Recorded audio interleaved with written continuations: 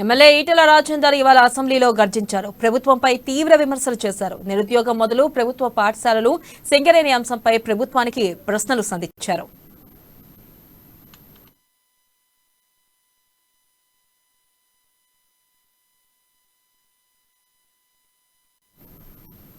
జిల్లా కేంద్రంలో ఎంఈఓలు కరువయ్యారని BJP MLA Etela Rajender అన్నారు. గవర్నమెంట్ స్కూళ్ల వ్యవస్థను బాగు చేయాలన్నారు. జనగామ జిల్లాలో 12 మండలాలకు ఒక్కరే ఈఎంఓ ఉన్నారని తెలిపారు. ఇక 1650 మంది గెస్ట్ లెక్చరర్లకు పనిచేస్తున్నారని వారికి 12 నెలల జీత భత్యాలు ఇవ్వాలని డిమాండ్ చేశారు. గవర్నమెంట్ స్కూల్ అని మీరు ఇంత మన ఊరు మనబడి అని చెప్పి ఇంత సంస్కరించే ప్రయత్నం చేస్తా ఉన్నారు కాబట్టి దయచేసి పైసలు పెట్టడమే కాదు కొంత ప్లాన్ అప్ చేసి కనీస సౌకర్యాలు కలిగించి ఆ వ్యవస్థను బాగు చేయాలని చెప్పి నేను కోరుతున్నాను అధ్యక్ష. ఇవాళ ఇక్కడ మా జనగామ ఎమ్మెల్యే గారి జిల్లాలో 12 మండలాలు ఉంటే ఒక్కరే ఒక ఎంఈఓ ఉన్నారు అధ్యక్ష. ఇవన్నీ వాళ్ళు అనుభవిస్తున్న విషయం కాదు అధ్యక్ష. ఇలా అధికారుల పర్యవేక్షణ లేకపోతే ఎట్లుంటుందో మీకు తెలుసు అధ్యక్ష. మనం చిన్నప్పుడు చదువుకున్నప్పుడు నాదర్ సాబ్ వస్తున్నా అంటే స్కూల్ సెట్ పెట్టేది అధ్యక్ష.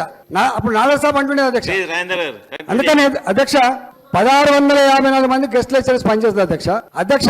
తమకు తెలుసు గెస్ట్ లెక్చరర్స్ గా నియమించబడిన తర్వాత వాళ్ళు ఇంకొక దగ్గర పోయి పనిచేయరు అధ్యక్ష. ఇవాళ ఆగస్టులో సెప్టెంబర్ లో వాళ్ళకి రిన్యూవల్ చేయడం వల్ల 7 నెలల జీతం వస్తుంది, 8 నెలల జీతం వస్తుంది. కాబట్టి నేను ఒకటే కోరుతా ఉన్నా, కాంట్రాక్ట్ లెక్చరర్లకి మనం స్కేల్స్ ఇస్తా ఉన్నాం అధ్యక్ష. గెస్ట్ లెక్చరర్లకి మనం స్కేల్ ఇస్తాం అధ్యక్ష. గెస్ట్ లెక్చరర్కి సంవత్సరానికి 12 నెలలు ఉంటుంది అధ్యక్ష. ఆ 12 నెలల జీతభత్యాలు ఇచ్చి వాళ్ళకు మళ్ళీ రిన్యూవల్ అయితో లేదో అనేటువంటి భయం లేకుండా 95% మంది పేద విద్యార్థులు గవర్నమెంట్ విశ్వవిద్యాలయాల్లో చదువుకుంటున్నారని అన్నారు. ఉన్నవాళ్లు విద్యాలయాలు, లేని వాళ్ల విద్యాలయాలుగా మారాయన్నారు. ఇక విశ్వవిద్యాలయాల్లో పర్మనెంట్ స్టాఫ్ లేకుండా చదువుకుంటున్నారని ఈటెల తెలిపారు. ఈ సందర్భంగా కేసీఆర్ చెప్పిన మాటలను గుర్తు చేశారు. కేటీఆర్ కుమారుడు చదివినటువంటి పాఠశాలల్లో పేదల బిడ్డలు చదవరని, కానీ పేదల విద్యార్థులు చదువుకునే సర్కారు బడులను విశ్వవిద్యాలయాల్లో సదుపాయాలు మెరుగుపరచాలని ఈటెల రాజేందర్ డిమాండ్ చేశారు. ఉన్న వాళ్ళ విశ్వవిద్యాలయాలు వేరైపోయినాయి, లేని వాళ్ళ విశ్వవిద్యాలయాలు వేరైపోయినాయి. గవర్నమెంట్ విశ్వవిద్యాలయాలు కూడా 190% మంది అణగారిన వర్గాల పిల్లలు మాత్రమే వస్తూ ఉన్నారు. నేను ఏమంటున్నా అంటే దయచేసి నేను ఇంత ఇవ్వు అంతే అని అంటలేను అధ్యక్ష. మాకు ఆనాడు చదువుకున్నప్పుడు సరిపోను భూమి పెట్టింది ప్రభుత్వమే. నెలకు 15 రూపాయలు చొప్పున ప్యాకెట్ మనీ ఇచ్చింది కూడా గవర్నమెంట్ అధ్యక్ష. నేనేమంటున్నా, ఇలా ఊళ్ళల్లో ఉన్నటువంటి పిల్లలు ఎవరైతే ఉన్నారో తల్లి మీద తండ్రి మీద భారం పడకుండా మెస్ ఛార్జీలు మళ్ళీ కట్టేటువంటి ఆస్కారం లేకుండా సంపూర్ణమైనటువంటి భోజనం పెట్టేటువంటి ఏర్పాటు ఒకటి. వాళ్ళు చదువుకోవడానికి 15 రూపాయల 20 రూపాయల అనే కాలంలో ఇచ్చింది కాబట్టి మనం 100 రూపాయలు 50 రూపాయలు ఒక ప్యాకెట్ మనీ లెక్క ఇవ్వాలని చెప్పి నేను కోరుతా ఉన్నా అధ్యక్ష.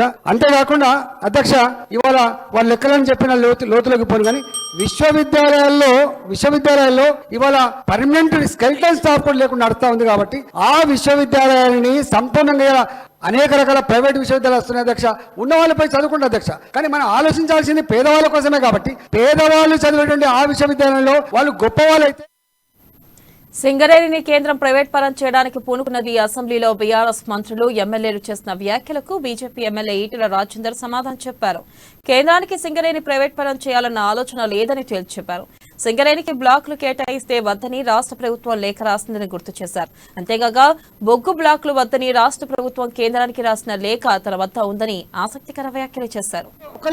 సింగరేణి కార్మికులు రిటైర్డ్ అయిన వాళ్ళు ఊర్లలో మంచి బంగ్లా, ఒక 4 ఎకరాలు 5 ఎకరాల భూమి కొనుక్కున్నటువంటి గొప్ప సాంప్రదాయం కలిగినటువంటి ప్రాంతం మా 4 జిల్లాల ప్రాంతం. అయితే ఈ మధ్య కాలంలో ఏదో ఇది ప్రైవేటైజ్ చేస్తున్నారని చెప్పి వాళ్ళు మాట్లాడుకునేది నేను ఒక్కటే కోరుతున్నాను అధ్యక్ష. 1,20,000 మందితో కలకాలాడిన సింగరేణి, 10 లక్షల మందికి ఇండైరెక్ట్ అన్నం పెట్టిన సింగరేణి ఇవాళ ఒకనాడు తెలంగాణ వచ్చేనాడు 50 లక్షల మిట్టలను మాత్రమే ఉత్పత్తి చేసినటువంటి సింగరేణి 65 లక్షల మిట్టలకు పెరిగినప్పటికీ కూడా 43,000 మంది కార్మికులకు పడిపోయిన మాట వాస్తవం అధ్యక్ష.